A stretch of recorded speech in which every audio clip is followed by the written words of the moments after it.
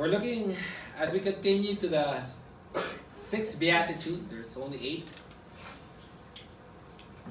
It says in Matthew chapter 5, verse 1, when Jesus saw the crowd, he went up to the mountains. And after he sat down, his disciples came to him. He opened his mouth and began to teach them, saying, "Blessed are the poor in spirit, for theirs is the kingdom of God, of heaven. Blessed are those who mourn, for they shall be comforted. Blessed are the gentle, for they shall inherit the earth. Blessed are those who hunger and thirst for righteousness, for they shall be satisfied. Blessed are the merciful, for they shall receive mercy. Blessed are the pure in heart, for they shall see God." The title of today's message is "Doing the Right Thing for the Wrong Reasons."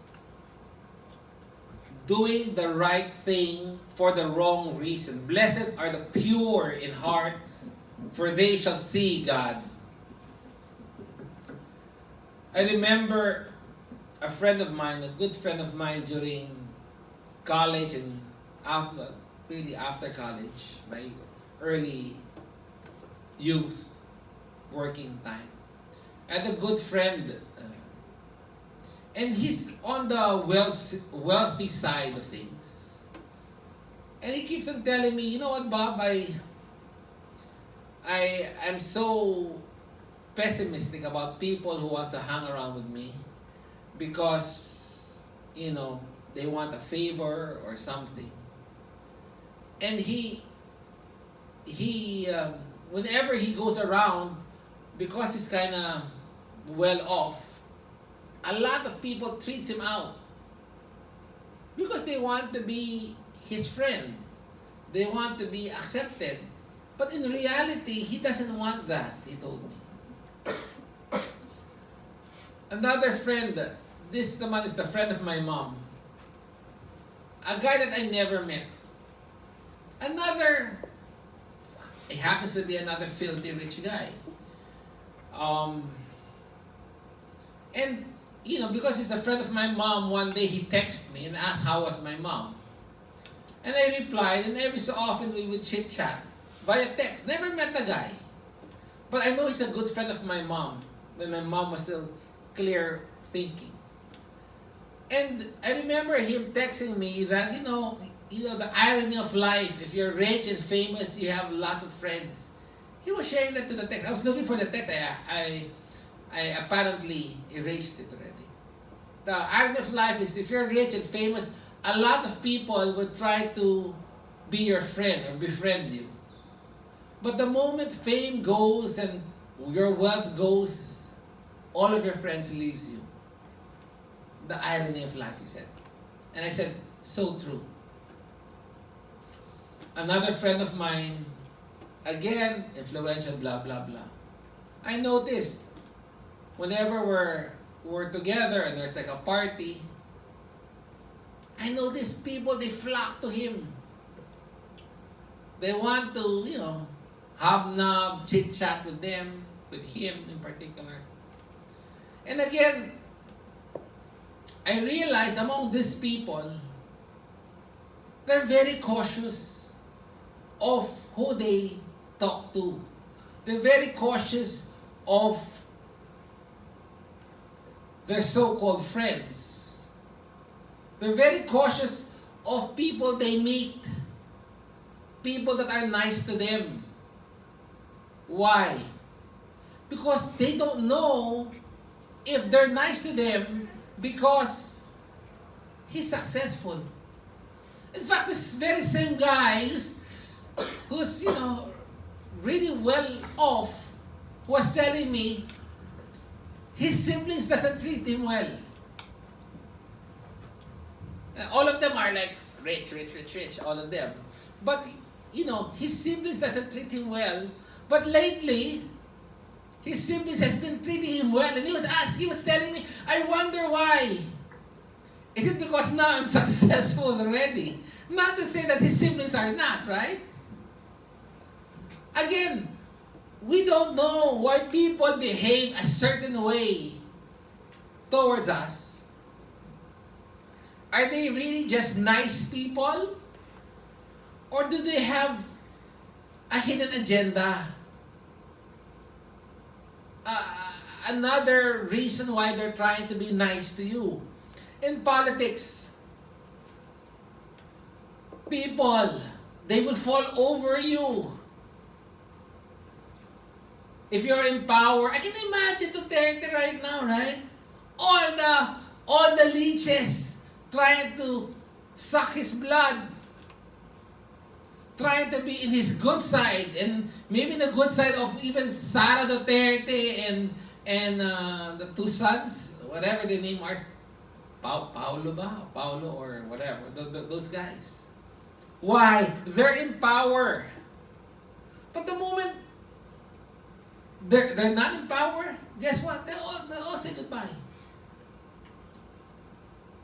Joe De Melesio, when he was running for president, wow! If you pass by Dasma, you see his house. It's full of cars. A lot of visitors, a lot of well-wishers, a lot of but the very next day after election, totally silent. It's totally sad. Right? And politicians, you see them what? Doing medical missions, trying to be nice during elections. They're trying to do all of these things. They're trying to entertain. They're trying to dance. They're trying to be very pleasing. Is it really because they love their constituents? Or is it really because they want to steal from their constituents? I mean, honestly, why would I want to enter politics? No, honestly, I want to enter politics. But the reality is I'll never enter politics, right? And have a 30,000, 40,000 salary. Unless I really love my constituents, right? If I'm a communist.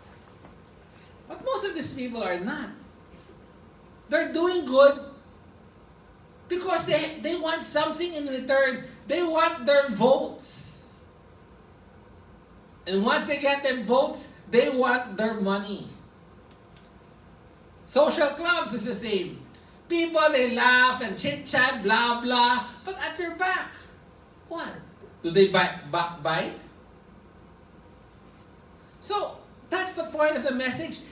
A lot of people are doing the right thing, but for the wrong reasons. Right? The wrong reason in our personal life. Bambino,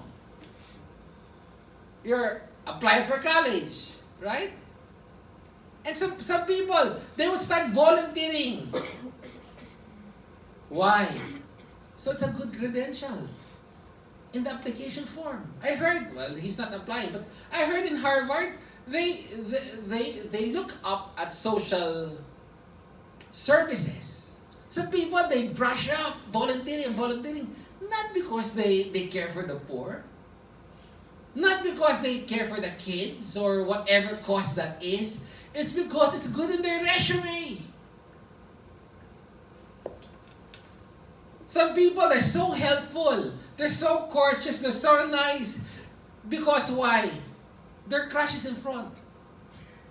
It's their classmate.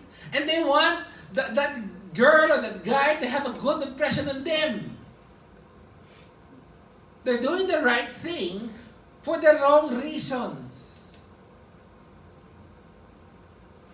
For some of my kids, it's so unusual. In a sense, it stopped already. But before, out of the blue, they'll be nice to us. They'll be serving us. And then remember, my wife would say, "Oh, what do you need again?"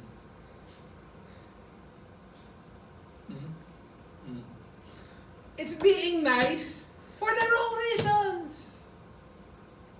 Would you believe 3 a.m. in the morning, my son, Santino, with a bath of water, was about to massage my foot? It was the right action but the wrong motives.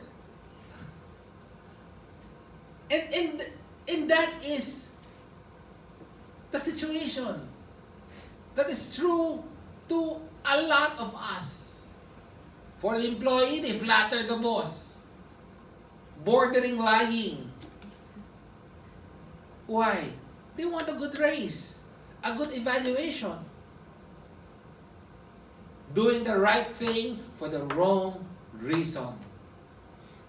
And as we go into Matthew, realize the people at that time were in a desperate condition. Politically, they've lost their freedom under the Roman bondage. Economically, they're struggling. Why? Their fellow Jews is leeching them of their money as tax collectors. Taxing them exorbitantly. Spiritually,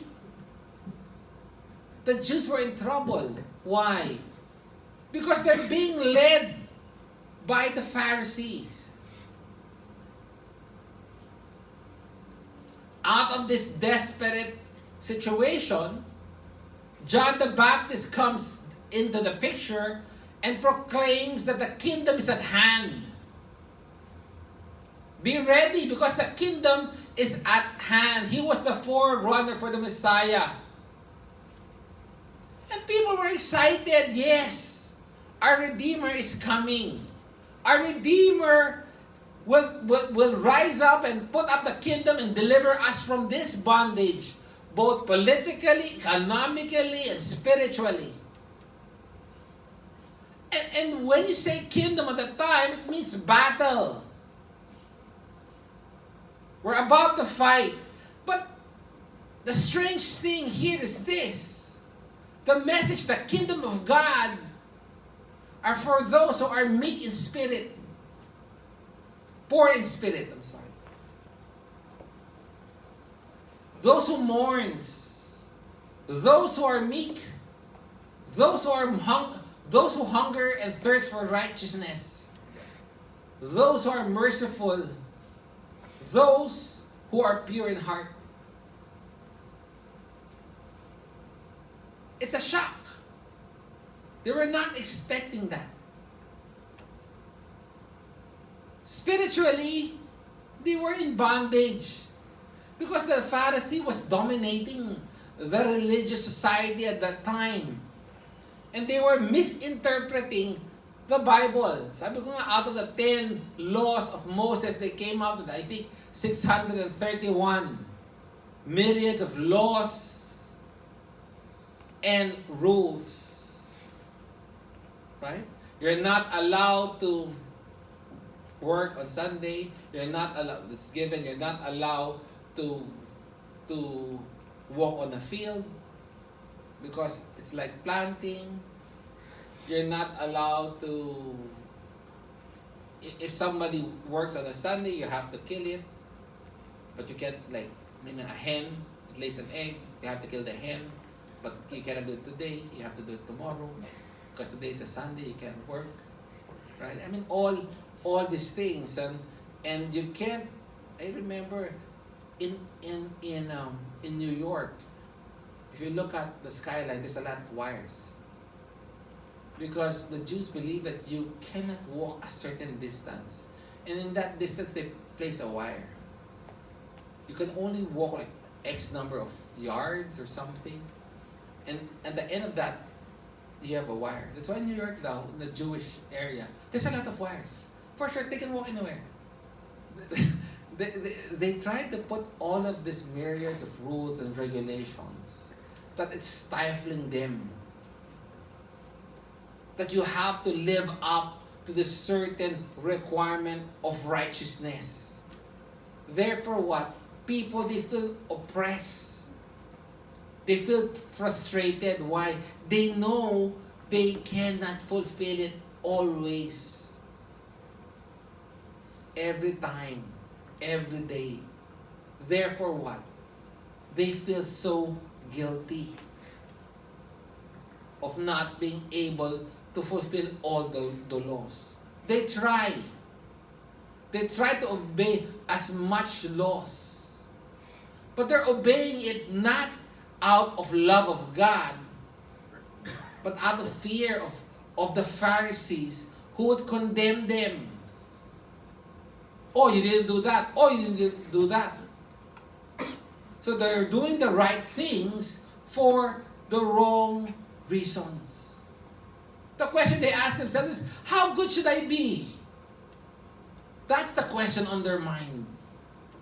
Given all these rules, it's a question that is nagging, that is persisting, that was on their heart. What is the requirement? What is the standard for me to be able to see God? How often do I have to do good? Remember the rich young ruler? Master, I've done all of this. What else must I do? They pride themselves in doing a lot of things. Right? But here in Matthew chapter 5 verse 8, it says, blessed are the poor in heart. That's what you need. To be pure in heart. The Jews, the Pharisees, missed out on that.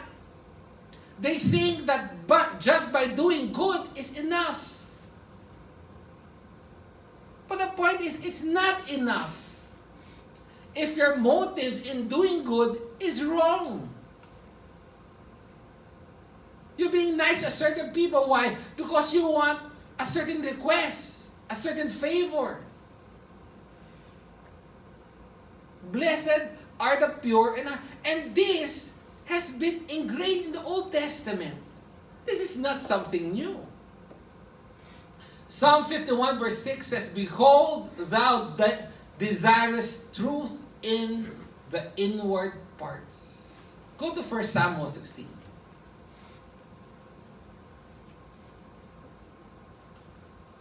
1 Samuel 16, verse 7. It says, but the Lord said to Samuel, do not look at his appearance or at the height of his stature, because I have rejected him.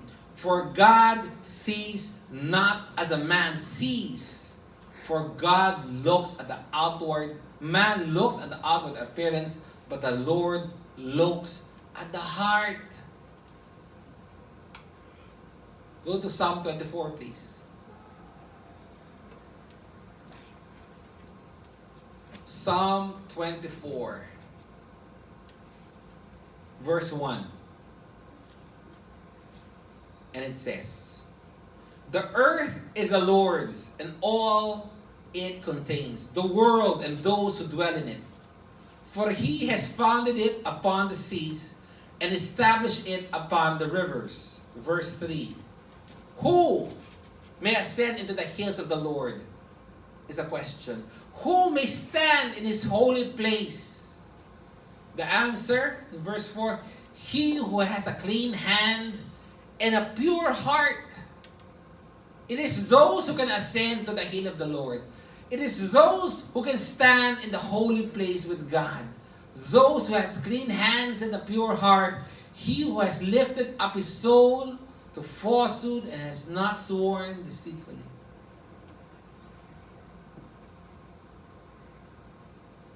Who is going to see God? Who will ascend into the high place?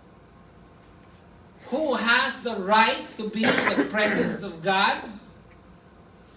Only those with pure hearts. That is what the Bible is telling us. Go to Ezekiel, please.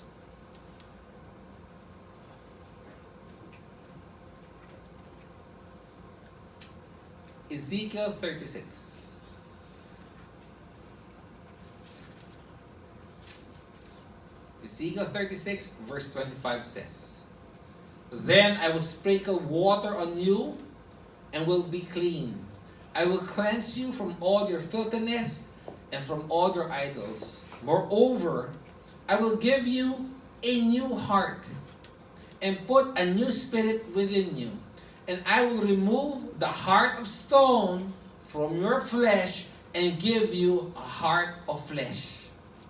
I will put my spirit within you and cause you to walk in my statutes, and you will be careful to observe my ordinance.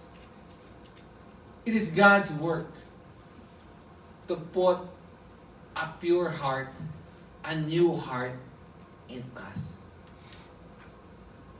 How do you know a person has a pure heart? Because his ways are pure. You do not expect a person who does not have a pure heart to act purely. Only those whom God has placed a new heart in them, a new heart of flesh, they are the ones who are expected to act according to who they are. By the way, remember, blessed, these are the people approved by God. These are the people that are going to heaven. These are the people who are part of the citizenry of heaven, who's now living still here on earth. Their hearts are pure. To them and them alone will they see God. Only them. So the kingdom has always belonged to those who has a pure heart. Now, I ask, what do you mean by pure heart? What's a heart? You know, a lot of us, the word heart comes from the word cardia, which means cardia, where the word cardia comes from. Psychologically, a lot of people, physically, the heart is just a muscle, right? They say a typical heart beats about 70 beats per minute, which is about 40 million beats a year, which is about 2.5 billion beats if you live 70 years old. So, manapir, and a 2.5 billion beats, right? Now, one beat discharges 4 ounces of blood per beat, on average. Which means what? In one day, 3,000 gallons. Dami, no? 3,000 gallons. The 5-gallon water, 3,000. In 1 year, 650,000 gallons. Right? Enough to fill more than 81 tank cars of 8,000 gallons each. Outrageous. Now, a heartbeat has power, right? The 1 hour of power it produces can lift a 150-pound man 3 stories high. In 1 hour, the energy it produced can lift a 150-pound man 3 stories high in 1 hour. In 12 hours of beating, it has enough energy to lift a 65-ton tank 1 foot off the ground. Oh, 12 hours lang yun, half a day. In 7 years, it can lift the largest battleship off the water. So powerful, you know, when God made this heart, it's so good, no? I mean, we don't think about it, it's always working, it's always working, it's always working. Metaphorically, The heart has its own meaning, right? Loving somebody with all your heart, they would say. You never hear, I love you with all my kidney. I love you with all my liver, with all my thyroid. No, it's I love you with all my heart. Or we say, the heart of the matter. The core, the essence of the matter.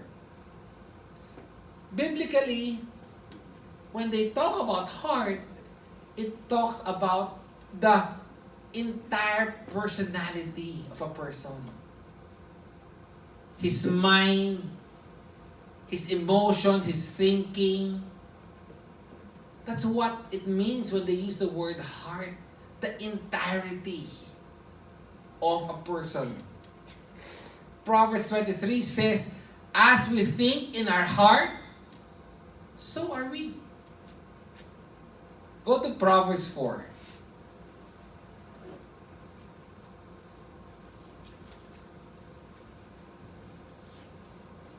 Proverbs 4:23 says, keep your heart with all diligence, for out of it are the issues of life.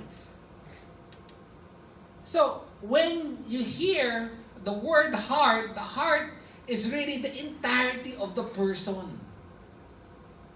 Blessed are the pure in heart. The whole entirety. The whole entirety of a person should be what? Pure.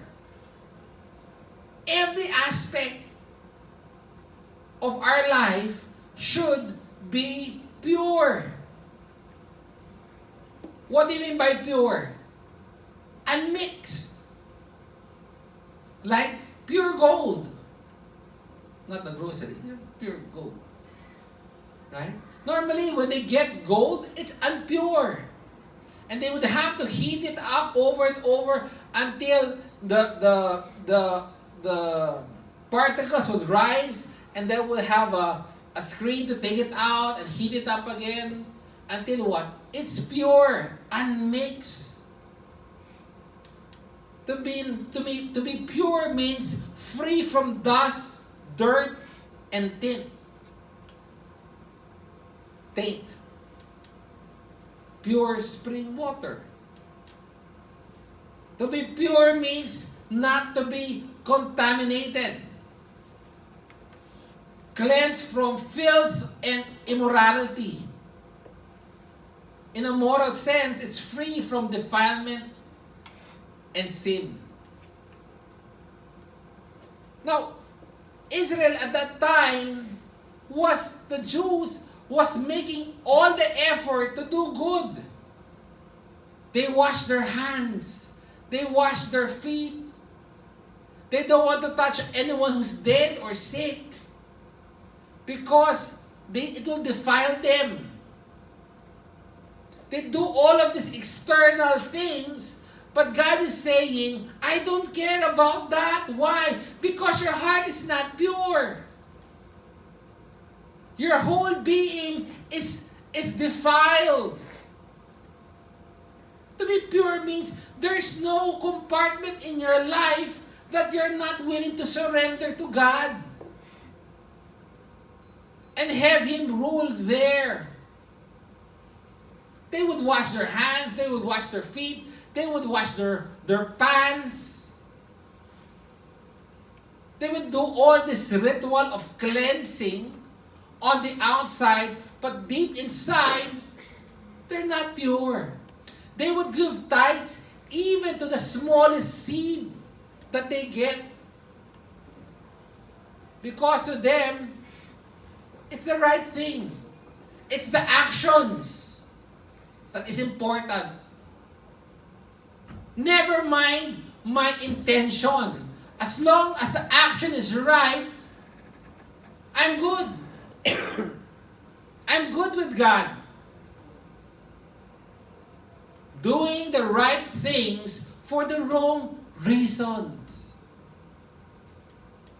Romans chapter 12 verse 9 says, let love let love be without hypocrisy. What does it mean? You can love somebody and have an impure heart. Meaning what? You're a hypocrite. I have a friend. I was beside him when a very influential politician gave him a call. And this politician gave him the position that he had. And when he answered the phone, wow, yes sir, oh yes sir, I'll get you the tickets. Because the politician wanted to watch an Ateneo Lasal game. Not the one yesterday. Long time ago. And the moment that he put down the phone, he was saying bad things about that politician who gave him the job in government. He was showing love, service to the politician, but let love be without hypocrisy. His motive was not pure. Are our motives pure? When we deal with people around us? Go to Matthew, please. Matthew chapter 6.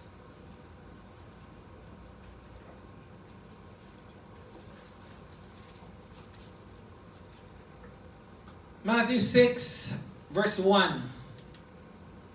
We'll read 1 to 4. It says, beware of practicing your righteousness before men to be noticed by them. A lot of people, they practice being good in front of men so that men will tell them, wow, he's so good. Wow, he's so religious. Wow, he's so charitable. They donate and they post it in Instagram for the whole world to know that they're good. The Bible, beware of practicing your righteousness before men to be noticed by them. I will donate, but make sure that my plaque is big. Otherwise, you will have no reward with your Father who is in heaven. You know, sometimes I have an issue with this, personally. And God knows. Sometimes I want to give an illustration, but sometimes I say don't. Because nga, they might think, you know, I'm trying to practice righteousness before men, right? But honestly, no naman. Sometimes I want just to give an example na, hey, guys, it's doable, right? It's not something. And, you know, God knows our heart naman. But the point is, are you doing that to be noticed by men? Right? Verse 2. So when you give to the poor, do not sound a trumpet before you. O I will donate, call the whole barangay. Let's make a big deal about this. So when you give to the poor, do not sound a trumpet before you, as the hypocrites do in synagogues and in street, so they may be honored by men. I told you before, right? When there's two donation box in the temple. One is for the big donation and one is for the small donation. In the big donation, they will announce how much you will donate. Mr. Cordon is donating 10,000 pesos. Blah, blah. Mr. Ano is donating 20,000 pesos. Wow, ang bait niya, ang yaman. So when you give to the poor, do not sound a trumpet before you, as the hypocrites do in the synagogue and in the streets, so that they may be honored by men. Truly, I say to you, they have their full reward. Ala na. Yung praise of men ang reward mo. But when you give to the poor, do not let your left hand know what your right hand is doing, so that your giving will be in secret, and your Father who sees what is done in secret will reward you. Doing the right thing for the wrong reasons. Are you doing things so that people might praise you? Are you doing some things so that you might puff up your own spirit? We do this to men. Right? Diba even in prayer, some of this, when you pray, lock yourself up. Meaning what? Don't do it for men.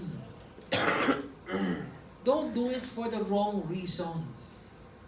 Go to 1 Timothy chapter 6, please.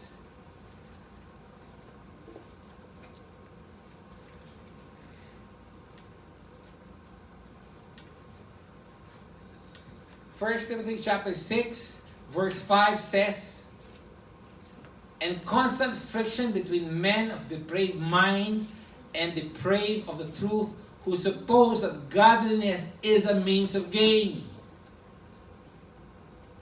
Lord, I will serve you, but what is it? What is it in? What is it?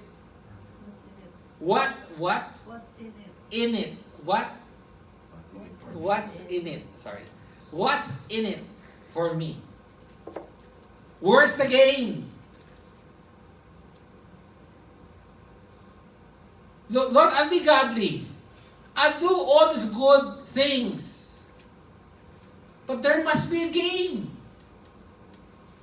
God says here, that thing is for the depraved mind. Some people, they're trying to do good what? To merit salvation. They're not trying to do good because they're saved. They're trying to do good because they want to be saved. Wrong. Wrong motives. 1 Timothy 1:5 said, but the goal of our instruction is love from a pure heart. Go to James chapter 1, please.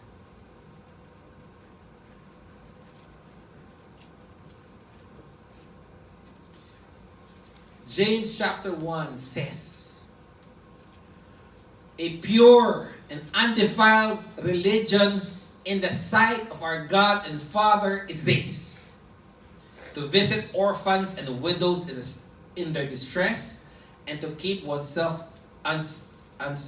unstrained by the world. Why? Because the orphans and the widows can't return the favor. That's pure religion. When you do things not because you can get something out of it.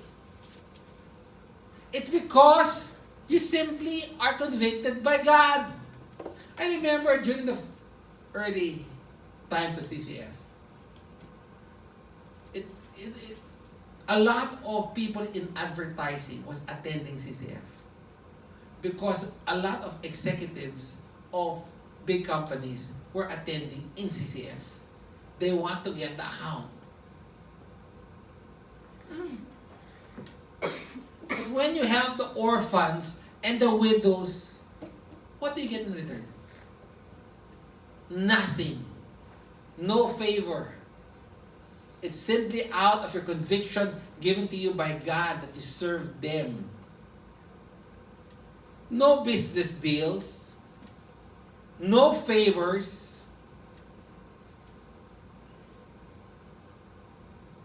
Some people, they use God as a means of gains. They serve God to manipulate God. They're doing the right things for the wrong reasons because they want gain. At the end of the day, God will look at your heart. The value of your actions finds its value in our motives. Not all actions are the same. It will be weighed by the motives you have in doing and saying those words and actions. Why do you do what you do? What motivates you? Why do you help those you help? Why are you nice to those who are nice? To those who are, why are you nice to certain people and not to certain people? Are we doing the right things for the wrong reasons? Serving our wife, serving our husband, serving your husband. Why are you doing that? Why are you trying to be more patient to your wife? Or why are you trying to be more patient to your husband? Why? Is it because you want to ask something? Or is it because you're convicted by God that your marriage is an exhibit A of God's love for mankind? We have to check our motives in doing things. And these are people approved by God. They have been cleansed by God from the inside. Their very nature has been changed from a heart of stone to a heart of flesh.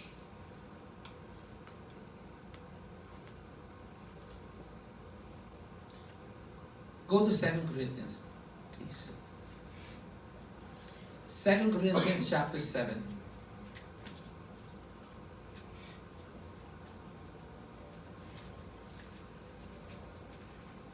Verse 1 says, "Therefore, having these promises, beloved, let us cleanse ourselves from all defilement of the flesh and spirit, perfecting holiness in the fear of God." A pure gold is undiluted gold.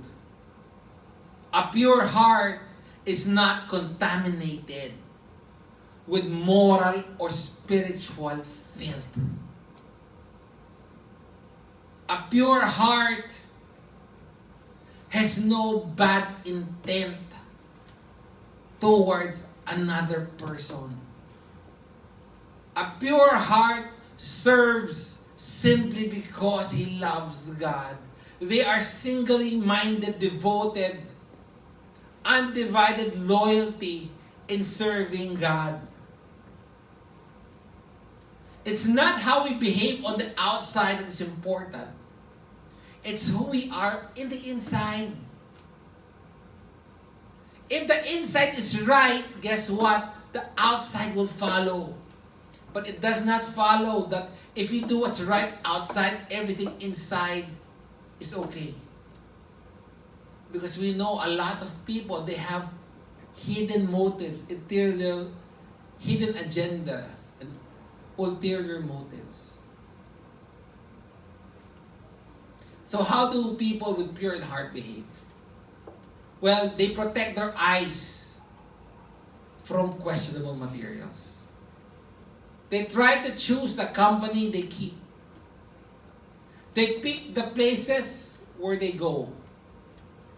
They avoid compromising situations, like such as Joseph with the wife of Potiphar, wherein he fled. They choose the movies, the TVs, the music that they watch and listen because they know that this will influence their mindset. They stand at a distance from polluting objects. Like Job, they made a covenant with their eyes and with their heart that they will not look or think on an object that will ensnare them. They have no deceit in their actions and words. They have no hidden agendas when they help and serve other people. They have a great hunger for purity. They have a strong hatred for sin.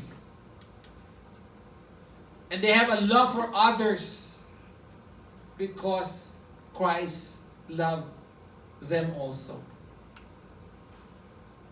These are the people that will see God. To them and them alone are the ones who will see and enjoy God's presence forever. These are the people approved by God. Their hearts, their whole entirety is pure. It is them and them alone who will enjoy God's presence for all eternity. God said, before you see me, your heart must be pure. It's not all about religion. It's not what's happening on the outside. It's what's happening on the inside. There must be a dramatic change of heart that only God can cause to happen. It's not enough that you're doing the right things, but you need to do the right things with the right motives. The heart of the issue is the issue of the heart. In closing, I ask this question. Is your motives in dealing with other people pure? Is your motives in your words, your actions pure? Is your act of service to God pure? Are you serving Him simply because you love Him and deserves your life? My prayer for us today is the same prayer that David prayed in Psalm 51 verse 10, which says, "Create in me a clean heart, O God, a renewed and steadfast spirit within me. Create in me a clean heart, O God." Thus says the Lord. Amen. For our last song.